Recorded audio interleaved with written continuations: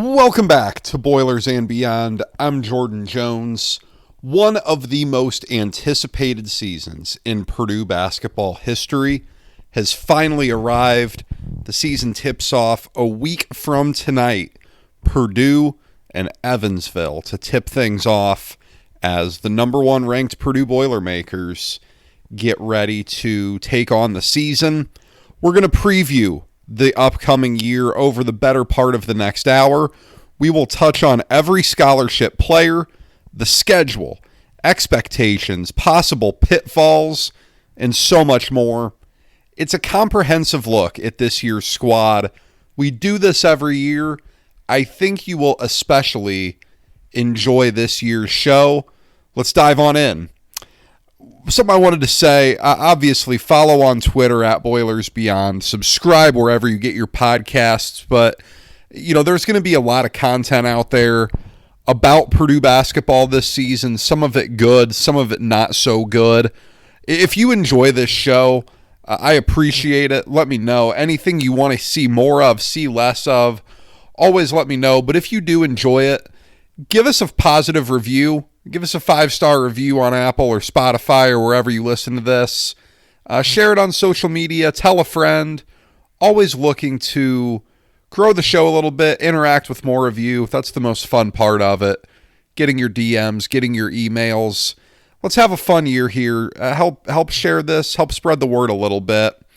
But as we get into this season, for the first time in school history, Purdue will tip things off as the number one team in the AP poll.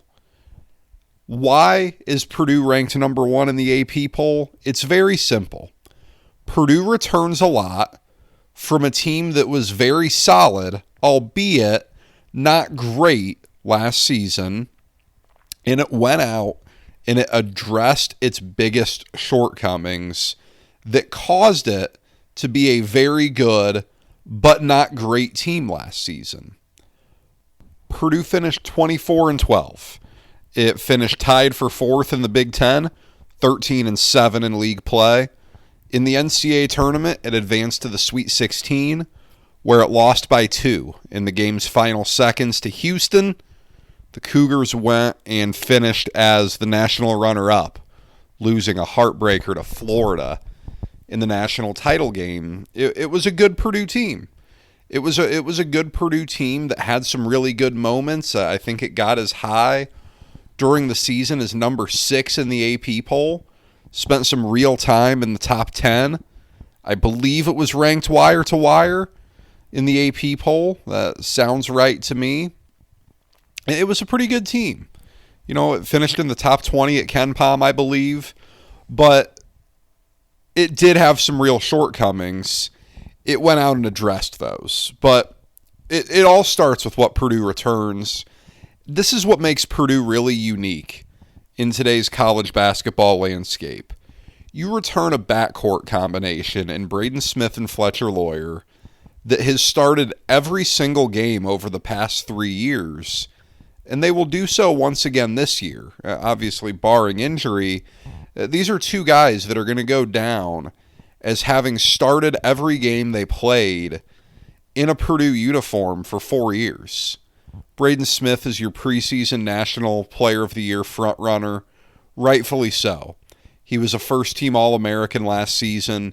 He won Big Ten Player of the Year after being named Big Ten Preseason Player of the Year. I can't think that happens all that often, but he's a really unique player. It looks like that he will become the first player in NCAA history to reach 1,500 points, 1,000 assists, and 500 rebounds.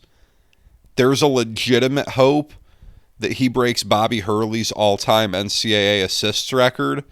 That's going to require a heck of a year. It's entirely possible. He's really going to have a heck of a year. And obviously part of that, too, comes in games played, where for that to happen, Purdue will need to make a deep run in the Big Ten tournament and the NCAA tournament to get him the number of games needed to reach those numbers. But he's already established himself, if you ask me, as the best guard in Purdue history. a little bit different because he is far more of a traditional point guard than someone like a Rick Mount, a Troy Lewis, and Etuan Moore. But he can score it as well, man. I mean, he is a really good scorer. He finds ways to get to the basket well. He's a really good three-point shooter. His mid-range game is really deadly. He's a good shooter. He's a really unique basketball player. Guys like that don't grow on trees. Whether he has an NBA future or not, I don't know. When you hear Matt Painter say as adamantly as he does that he thinks Braden Smith is an NBA guy, it makes me inclined to believe him. But, we'll see. That doesn't matter for now. What matters is that Purdue has the best point guard in the country leading it. And it might have the best three-point shooter in the country next to him. Fletcher Loyer might be the most underappreciated player I can remember at Purdue. He enters this season just shy of 1,300 career points. He's going to sail over the 1,500-point mark. Back-to-back seasons, shooting exactly 44.4% from three-point range. His overall shooting percentage has gone up every year he's been at Purdue. When you see numbers like that, when you see data like that, and you see the amount of, I don't want to say uneducated, but the amount of discourse out there that Purdue fans don't always appreciate him. I'm telling you, go argue with a wall. He's a really good player. He scored in double figures in all but 5 games last season. And, if you look at it, he went through a slump in the second half of his freshman season when he was dealing with an injury. And he didn't score against UConn, which is what gets used against him a lot. But I really don't care. This is a really good player. This is a dead-eye three-point shooter. And as we talked about last week, he's someone who is so gravitational. His value, of course, lies in that he's a knockdown three-point shooter. That he is crafty at finding ways to get fouled and go to the line. That he is a threat to score at all 3 levels. But also that when you run as much ball screen stuff as Purdue does, that he is a gravitational piece that you can't help off of. When you run as many sets as Purdue does, he's someone that the defense has to run with their hand in his pocket. They can't separate from him because he can catch and shoot and get that thing off and make a jumper from anywhere. That's part of his value too. It's a heck of a place to start in the backcourt. And then you factor in a really experienced, really good front court player in Trey Kaufman-Renn. First team All-Big Ten last year, fringe All-American. I think a couple outlets had him as a second or third team guy. He was outstanding. 20 points a game, 6.5 rebounds, just shy of 60% from the field. He did that at the center position, despite standing 6'9". And we're talking about basketball here. It's the only place on earth where being 6'9" is not particularly tall. But, here we are. He's incredibly crafty at getting to his spots. He uses his angles really well. He's a below-the-rim big guy. I mean, he can dunk, obviously, but his game is not dunking. His game is not jumping. His game is being really crafty at getting to his spots. He's got that little push shot floater type of deal. He just finds ways to score. He's going to clear the 1,500 point mark this year. He is one of, if not the best post scorers in America. He's going to play the 4 spot more. I'm curious how that changes his game. I don't know that it will a ton, but it'll be noteworthy to see how much that changes things. Keep in mind, when Caleb First was on the floor last year, it worked kind of similarly, where Caleb First was hanging out in the vicinity of the basket a lot, and it didn't impact Trey Kaufman-Renn's ability to score. You wouldn't think that Oscar Clough or Daniel Jacobson being out there will do that to him. It will be something to keep an eye on, though. I think defensively, it could work to his advantage a little bit. Very matchup dependent, right? Because if you have if you have him out there along with Oscar Clough or Daniel Jacobson, you're putting Trey Kaufman-Renn on a 4 guy. It depends what type of a 4-man you're dealing with. But Purdue can put him on a non-shooter. Purdue can play around a little bit with what it wants to do defensively because that will be a challenge. But he had the challenge last year of going up against bigger guys in a position where he could not afford to foul. If he was in foul trouble last year, Purdue was cooked. Purdue had no hope without him out there last year. You saw it in some games. He had to back down a little bit when it came to fighting for rebounds, fighting for position. That was a really big deal last year. He shouldn't be exposed to things like that as much this season. Purdue also returns Jakari Harris and CJ Cox. Those two had really nice freshman seasons. You look at CJ Cox, started the last 23 games of last season, 6 points a game, 46% from the field, 39.8% from three. He had a great freshman season. He really did. A very underrated recruit, obviously. Purdue was his only major offer. And he's got a little bit of a firecracker at him because you saw it against Alabama. That game at Mackey, Alabama top 5 team or so at that point. And CJ Cox hits 3 threes, I think on 3 straight possessions in the second half. Flips the game, gives Purdue the lead. Purdue never looks back. That was unreal. It just blew the roof off of the place. There was a blowout win in January when Purdue just steamrolled Nebraska. And Cox had 23 points in that game. There's a part of me that thinks we're not going to see the best of him until next season when the ball is in his hands more, when he has more ability to navigate the offense. Because right now, this is a Braden Smith-centric offense. This ball is in Braden Smith's hands. Next year, I think you'll see that ball in his hands a little bit more. But for now, he's capable of being a really nice defender.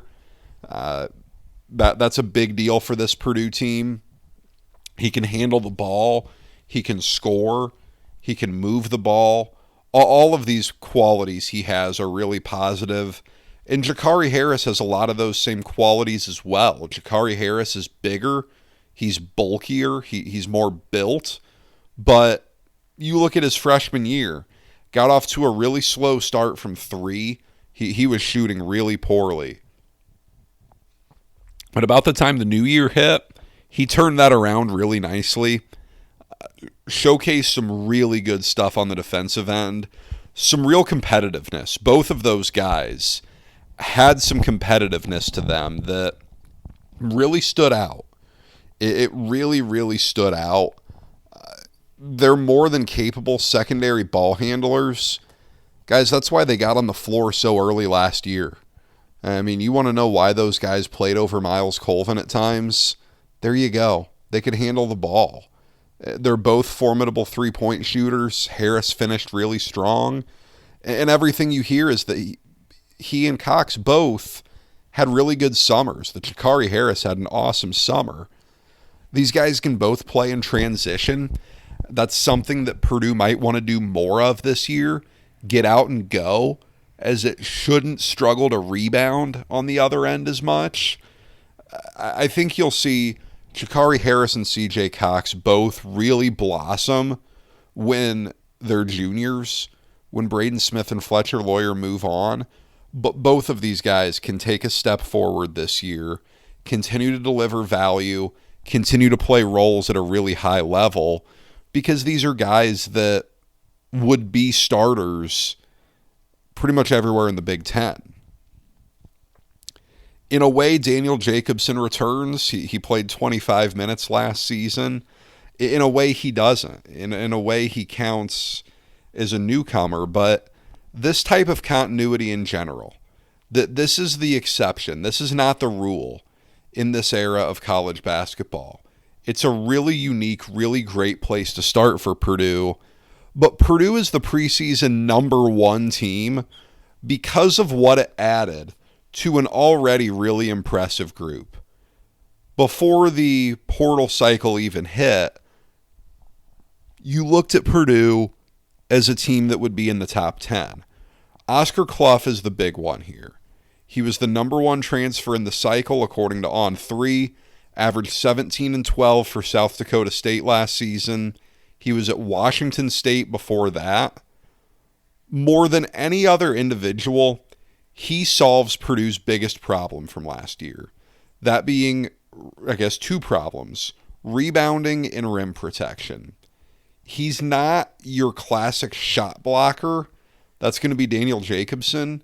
But he's a big body. He's tall. He's a 7-footer. He can really rebound. He's a great rebounder. That's the big addition here. He can rebound. He can alter shots. Your 2-point defense should be better. It got brought up in that Kentucky exhibition game that Purdue's 2-point defense was so weak last year. Oscar Clough should help that because you're not getting putbacks at the basket.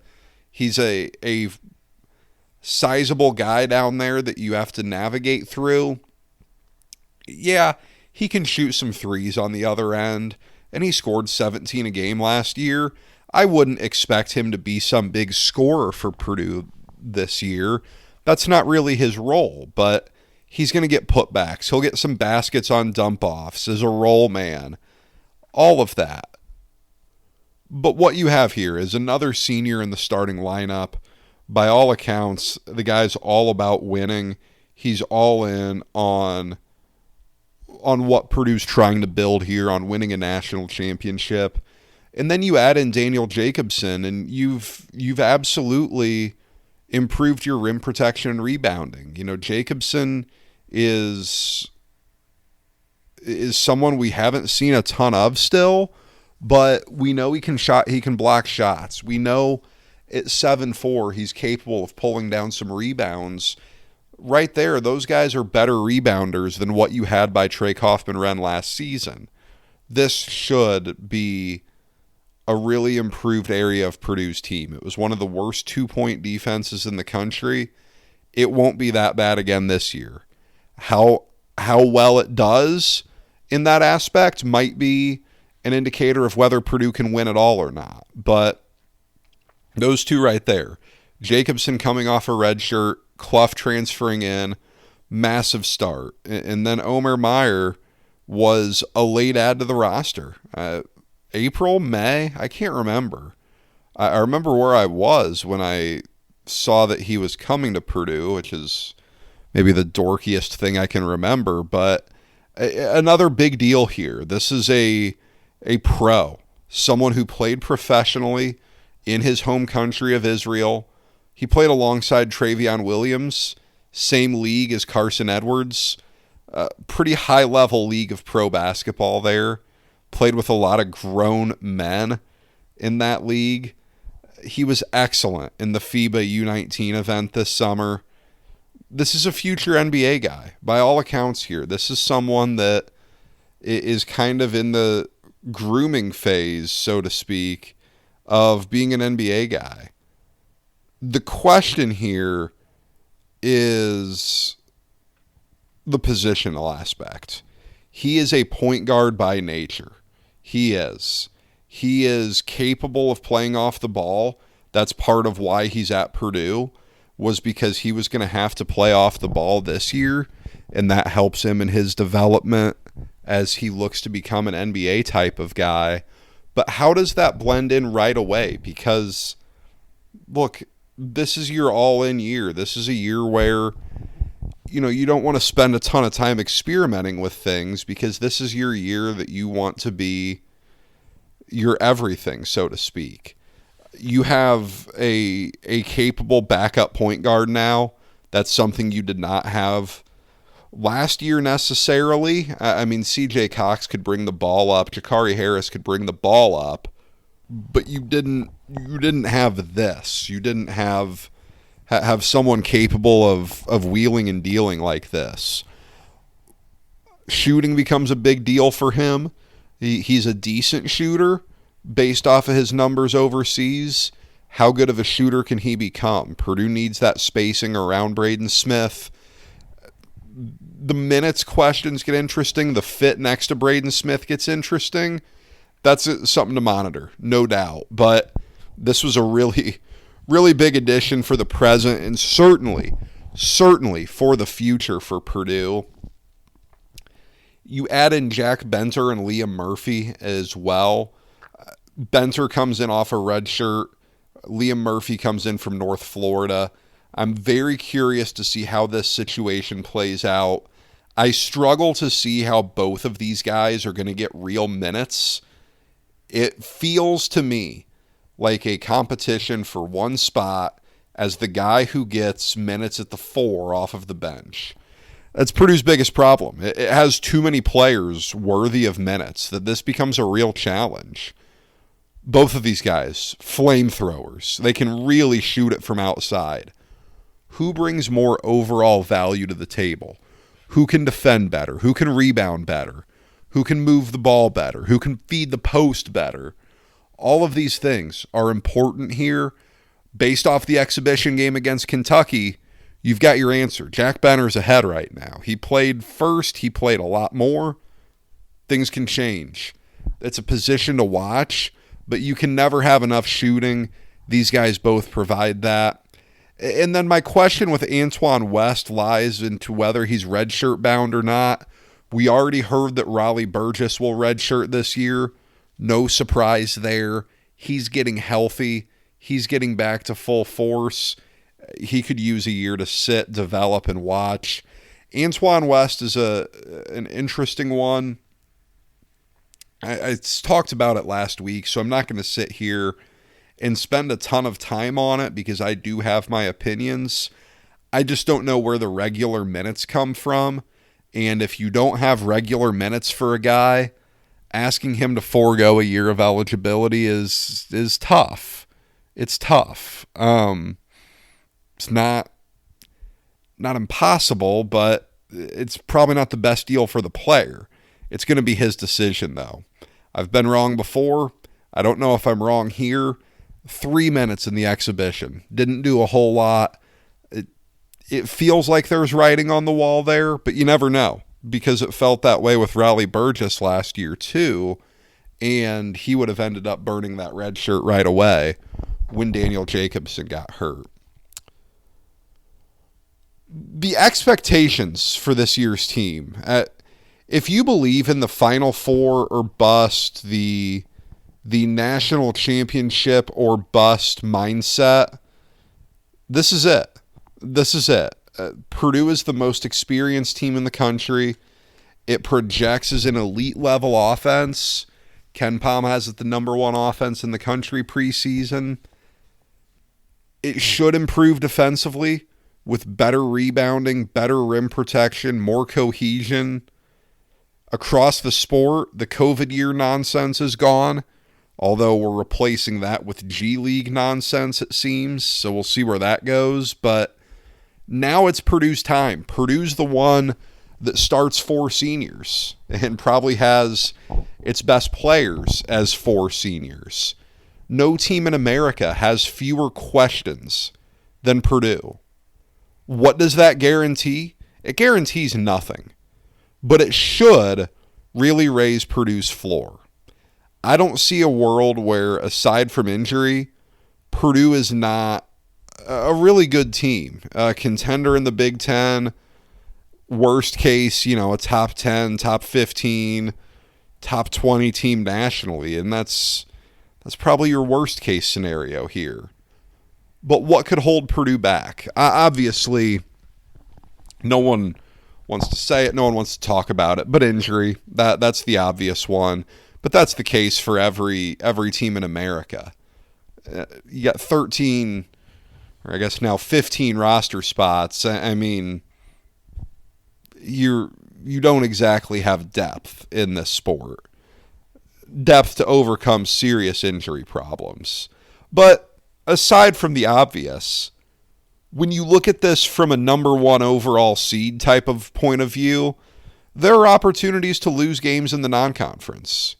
This is a double-edged sword because it can be the part of your resume that really vaults you to that number one overall seed, number one seed type of discussion. But, and by doing that, you have more margin for error than if you just play a cakewalk. But a road game at Alabama is your third game of the season.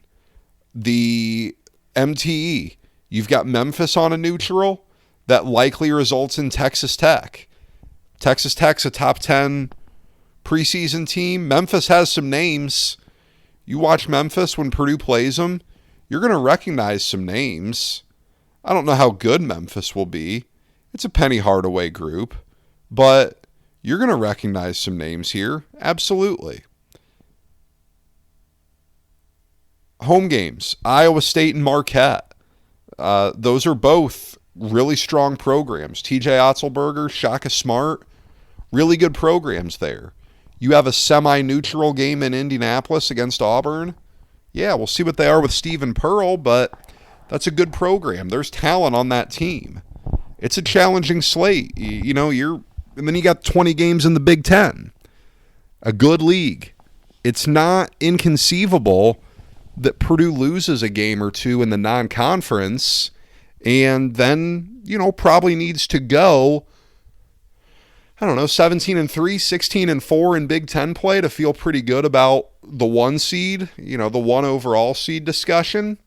Your ultimate goal here is to be the one seed in the Midwest region so that you can go from St. Louis in the first round to play the Midwest Regional in Chicago to, if you win that, the Final Four in Indianapolis.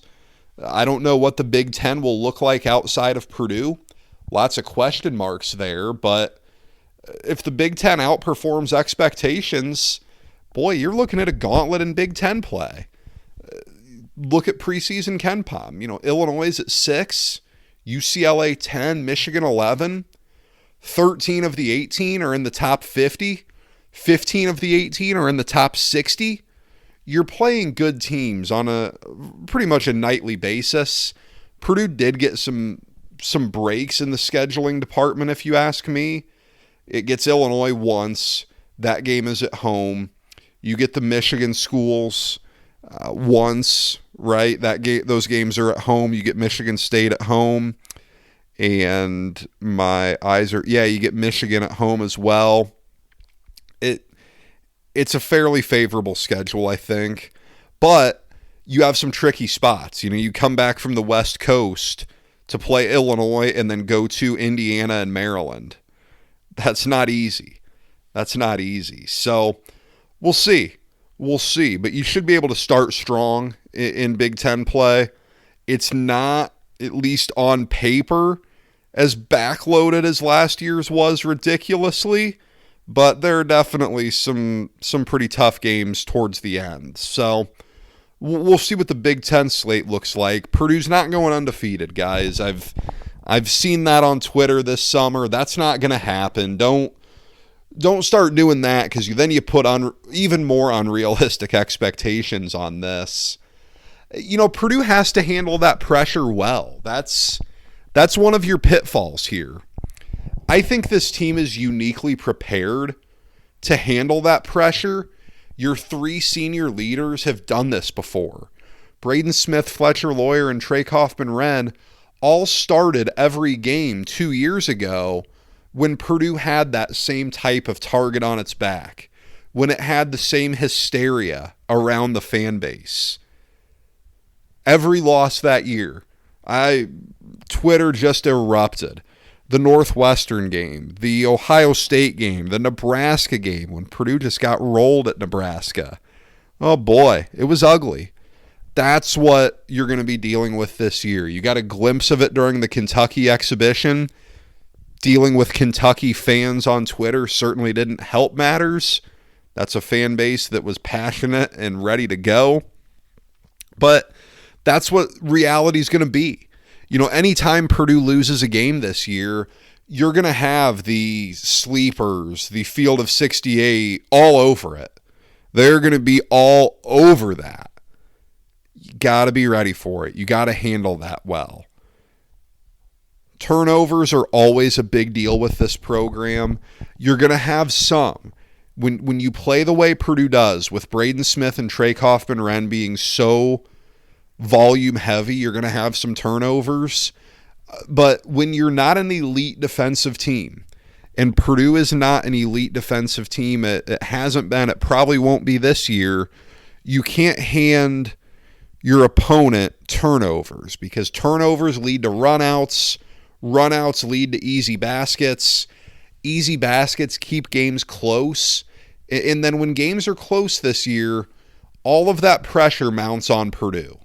That pressure will never be on the opponent. Purdue's the team that's going to be dealing with the pressure this year. Purdue handled it well 2 years ago, 4 years ago, when Purdue had Jaden Ivey and Travion Williams. It didn't handle pressure well. You saw Purdue lose a lot of games that it could have won. Wasn't a team that handled pressure well. Look at that St. Peter's game, man. Look at those players. They didn't handle that pressure well one bit. Got to be more like that team 2 years ago, and there's no reason to think that won't be what takes place, because this team's leadership seems really, really solid. Defense, obviously, as I just said, I don't view what happened at Kentucky as some huge indictment on Purdue's defense, because I think Purdue kind of went in there and freestyled that a little bit. I don't think Purdue had detailed assignments for what it was going to do defensively against Kentucky, but Purdue hasn't been a dominant defensive team for some time now. It's worth keeping an eye on. Purdue's not built to be dominant defensively. Purdue has prioritized offensive skill, basketball skill, over some of the raw athletic traits, some of the raw athletic figures that would translate to better defensive potential. Purdue's more of a team defense group. Rotations become a big deal. Keeping the ball out of the middle becomes a big deal. Can you accomplish the goal of forcing 2-point jumpers? If you can do that, you're not going to lose many games this year, and you're going to have an awesome, awesome year. But those are just, the pitfalls, because you have the good, right? I mean, this offense should be one of the best, if not the best in the country. You have a really dynamic post scorer in Trey Kaufman-Renn, just surrounded by shooting. All of these guys we've talked about in the backcourt. The only one that you even have a semblance of a question of shooting with is Omer Mayer, because everyone else has demonstrated the ability to be a really high-level shooter. That's awesome. That's a great place to be. You have more ball handling. When you look at the backcourt, we'll say Antoine West redshirts here, and you have a backcourt of 5 dudes with Smith, Lawyer, Meyer, Harris, and Cox. I mean, Fletcher Lawyer becomes your least gifted ball handler out of that group. And we're not that far removed from Fletcher Lawyer being Purdue's second or third best ball handler in the backcourt. It's really developed nicely for Purdue there. That's been an area where we've talked about this on the podcast before. Purdue has really transformed what it looks for in guards. The ball handling aspect has become such a bigger deal since that FDU game. That was an inflection point. You have a coaching staff that's been through it. Matt Painter is one of the best coaches in the country. The assistant coaching staff, though, has been through this. These guys were all there when Purdue had these sky-high expectations, getting to number 1 for the first time, and then, frankly, having a little bit of a disappointing remainder of the season in 2022.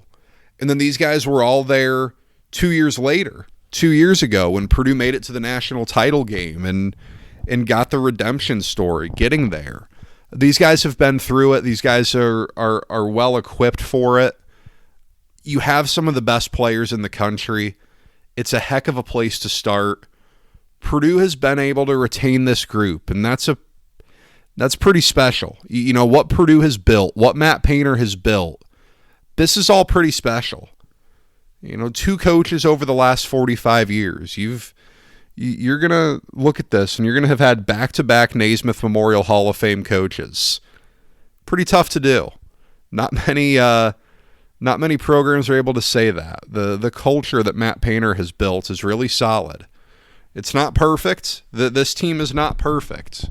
There are areas where this team can get beat. You know, athleticism is the buzzword, right? It's the buzzword that everyone always likes to throw out.